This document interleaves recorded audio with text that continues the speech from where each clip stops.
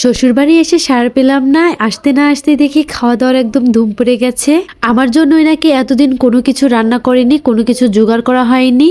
আমার ছোট ননদ বলেছে আমি না আসলে নাকি কোনো কিছুই রান্না করে খাবে না। এই তো আমি কিন্তু মুরগির খোপ থেকে আমাদের নিজেদের একটা দেশি মোরগ বের করে নিয়েছি, আর এরপরে 2টা ইলিশ মাছও বের করে নিয়েছি। আর এইদিকে কিন্তু আমার শাশুড়ি আমার কিছু চীনা হাঁসও কেটে নিচ্ছিল। আজকে কিন্তু অনেক ধরনের রান্না হবে। আমার ছোট ননদ তো এসেছে সেই 2 দিন আগে, আর এই 2 দিনে নাকি আমার ছোট ননদ কোনো কিছুই তৈরি করতে দেয়নি আমার শাশুড়ি আম্মাকে।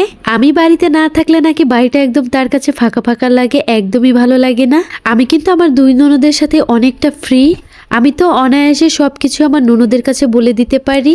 এই তো কথা বলতে বলতে কিন্তু আমার মুরগিটা কাটা একদম শেষের দিকে। এরপরে তো আমি গোসলটা সেরে আবার ব্লেন্ডার করতে চলে আসি। আজকে তো আমাদের বাড়িতে শুকনো মরিচের গুঁড়ো ফুরিয়ে গিয়েছিল, এর জন্য ভাবলাম যে আস্তে কিছু শুকনো মরিচ ব্লেন্ডার করে নেই।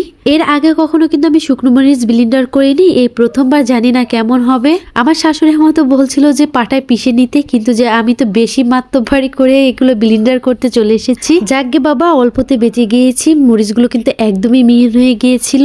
আজকে তো সারাদিন পুরোটা আমাদের রান্নাঘরে চলে যায়। এই তো সবকিছু মোটামুটি কাজ সেরে এরপরে আবার আটা ছেনতে চলে আসি। আমার শ্বশুর আব্বার নাকি আবার চালের রুটি খেতে ইচ্ছা করছে, এর জন্য তো চট করে আবার আটাগুলো নিয়ে চটকাতে শুরু করে দিয়েছি। আমার কিন্তু রান্নার ঝামেলাটা আজকে ছিল না, আজকে কিন্তু রান্নার ঝামেলাটা আমার ছোট ননদের ঘাড়েই পড়েছে। যদিও আজকে আমার ছোট ননদ আমার হাতের রান্না খেতে চেয়েছিল, কিন্তু আমি ভাবলাম যে না, আজকে আমার ছোট ননদের হাতের রান্নাটা খাবো। ছোট আপুর রান্না কিন্তু অনেক ভালো, খেতে অনেকটা মজা হয়। আর ওনার হাতে রান্না যে খেয়েছে সে তো আর কোনোদিনও ভুলতে পারবে না, সত্যি এতটা মজা হয়। আর ওনার হাতের রান্না কিন্তু কম বেশি সবাই অনেক প্রশংসা করে।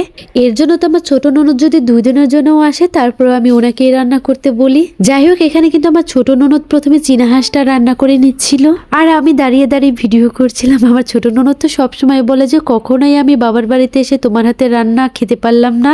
জানি না মৃত্যুর আগ পর্যন্ত আমার এভাবেই রান্না করে খেয়ে যেতে হয় কি না। সত্যি ছোট আপুর হাতের রান্না এতটা বেশি মজা হয়, যেখানে আমার হাতের রান্না কিছুই না। এর জন্য ওনার একটু কষ্ট হলেও কিন্তু আমি ওনাকেই রান্নাটা করতে দেই। এইদিকে কিন্তু আমার শাশুড়ি মা আবার কিছু চিতই পিঠাও বানিয়ে নিচ্ছিল। আমার শ্বশুর বাড়ির এদিকে কিন্তু এগুলোকে সরা পিঠা বলে।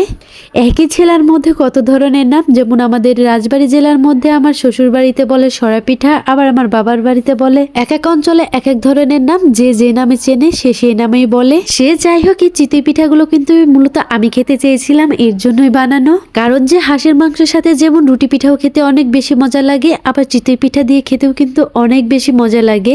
এর জন্য তো আমি আমার শাশুড়ি আম্মাকে বলছিলাম যে আমার জন্য না হয় কিছু চিতই পিঠা বানিয়ে দেন। বলতে দেরি আছে, করতে দেরি নেই। হঠাৎ করে মনে পড়ে আমার ছেলে তো আমাদের পুরান বাড়ির ওইদিকে খেলতে গিয়েছে, আর আমি যখনই ধরে যাই এসে দেখি যে আমার ছেলে এইভাবে খেলা করছে।